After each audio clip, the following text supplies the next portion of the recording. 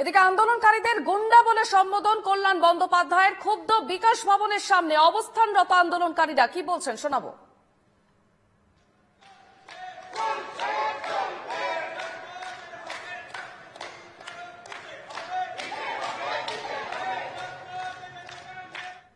আমি আমার স্কুলে ফিরতে চাই, আমি না রাস্তায় বসতে চাই, না আন্দোলন করতে চাই, না আপনাদের ভাষায় নাটক করতে চাই, না আমরা গুন্ডা বাহিনী। আমাদের হাতে পেন চক ছাড়া কোনো অস্ত্র থাকে না, তাহলে আমরা গুন্ডা নই।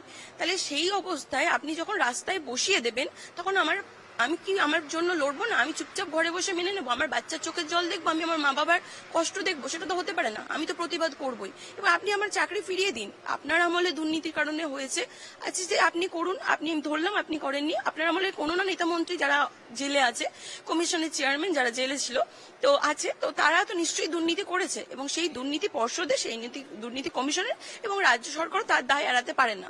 তাহলে আপনারা সেই জিনিসটা ফিরিয়ে দিন যারা যোগ্য। আপনারা এখনো বলছেন যোগ্য অযোগ্য বুঝছি না, এতবার করার পরেও এখনো বলছেন বুঝছি না, সেটা তো নয়। আপনি এবং অযোগ্যদের আপনি তথাকথিত বলছি যারা অযোগ্য তাদের আপনি সাক্ষাৎ দিচ্ছেন। তাহলে আমরা যেখানে রাস্তায় আপনি বসিয়ে দেবেন, তাহলে আমরা কি করব? ঘরে বসে বসে সব মেনে নেব? সেটা তো হতে পারে না। আমাকে তো রাস্তায় নামতেই হবে।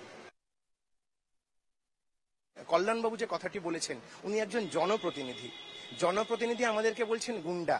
তো আমি ওনাকে বলতে চাই, আমরা তো শিক্ষক, আমাদের যোগ্যতা বৈধতা স্বচ্ছতা আছে।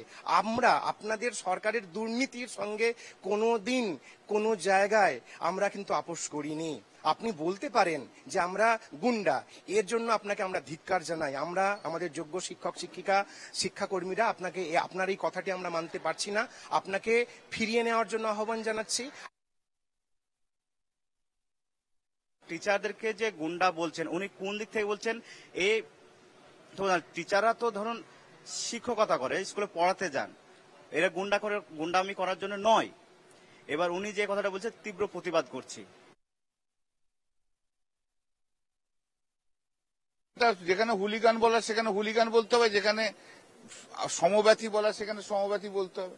আমরা তো তাদের জন্য চিন্তা ভাবনা করছি। হুলিগানিজমের করার তো দরকার নেই। 15 মে যেটা হয়েছে সেটাকে আপনি অ্যাপ্রিসিয়েট করেন না, আপনার চ্যানেল অ্যাপ্রিসিয়েট করেন? আপনি সেটাকে কিভাবে দেখাবেন? যে উঠে ভেঙে ফেলছে, হেন করছে, সেটা তো বলতেই হবে আমাকে। কিন্তু at the same time we are very much sympathetic to them, very much sympathetic to them. সব জায়গায় আমরাই পদক্ষেপ নিচ্ছি। আমরা তো বলিনি একদম তুলে ফেলে দাও, তা তো বলিনি। আমরা বলি গণতান্ত্রিক অধিকার আছে, করো, কিন্তু অন্য কিছু ভেঙে দেওয়ার জন্য নয়। অতএব সেটাও আপনাকে দুটো একসঙ্গে দেখতে হবে। বিকাশ ভবনের সামনে আন্দোলনের 17 দিন পার।